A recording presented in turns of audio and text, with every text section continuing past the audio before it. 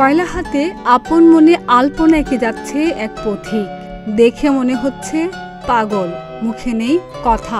পাগলের হাতের আর্ট আর লিখনি দেখে হতবাক সবাই। লোকটিকে টাকা দিলেও নিচ্ছেন না। তাকে দেখতে চারপাশে ভিড় করেছে পথচারীরা।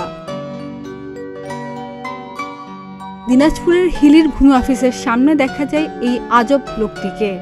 কেউ কোনো প্রশ্ন করলে জবাব নেই। ক্যামেরা দেখলে নিজেকে আড়াল করার চেষ্টা। আবার আপন মনে তার হাতের কাজ করে যাচ্ছেন তিনি। বাড়িঘর কোথায়, কোথা থেকে এসেছে জানতে চাইলে চুপ থাকে। তবে তার হাতের লেখায় ফুটে উঠেছে তার বাড়ি হয়তো দক্ষিণ অঞ্চলের বরিশাল জেলার কোনো এক নদীর তীরে। এই অদ্ভুত লোকটির হাতের আর্ট বা লেখা দেখে অবাক পথচারীরা। সবার মনে রয়েছে নানান প্রশ্ন। এইরকম একটা মানুষ এরকম করছে, আসলে দেখে নিজেকে অনেক ভালো লাগছে। বাইরের থেকে লোক আসছে, অনেক টাকা দিলে টাকা নিচ্ছে না, কিন্তু উনি মনের খুব জ্বালাতে আকর্ষণে এগুলো লিখতেছে। খুব আর্টগুলো খুব ভালো লাগতেছে। বাড়ি হচ্ছে বরিশাল ডিস্ট্রিক্ট। তাকে দেখতে একটা পাগলের মতো তো মনে হচ্ছে, কিন্তু টাকা দিলেও টাকা নিচ্ছে না।